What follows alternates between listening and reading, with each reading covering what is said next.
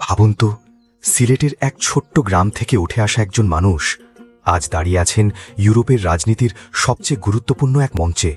ওসমানীনগরের তাজপুর ইউনিয়নের মোল্লাপাড়া, সেখানেই জন্ম এক স্বপ্নবাজ তরুণের। ইঞ্জিনিয়ার হারুন অর রশিদ।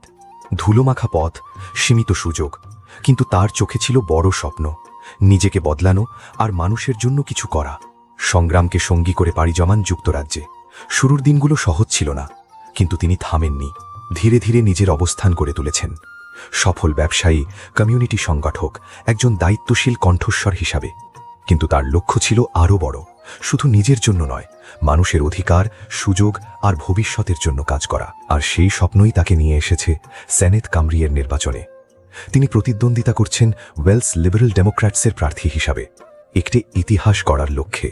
কারণ ৯৯ সালে প্রতিষ্ঠার পর থেকে এখনও পর্যন্ত ওয়েলস পার্লামেন্টে কোনো বাঙালির নাম ওঠেনি।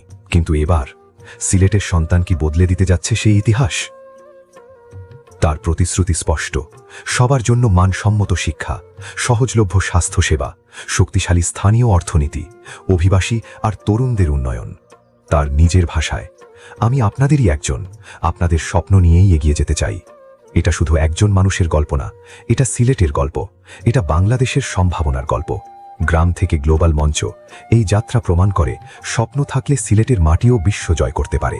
৭ই মে, একটি দিন যা বদলে দিতে পারে ইতিহাস। এই পথটা সহজ নয়, কিন্তু আমাদের সমর্থন, আমাদের ভালোবাসা তাকে পৌঁছে দিতে পারে সেই কাঙ্ক্ষিত জায়গায়। চলুন আমরা সবাই কমেন্টে জানাই আমাদের দোয়া আর সমর্থন, যেন তিনি সফল হন, যেন তিনি হয়ে ওঠেন নতুন ইতিহাসের নাম। তিনি শুধু একজন প্রার্থী নন, তিনি সিলেটের গর্ব, বাংলাদেশের অনুপ্রেরণা।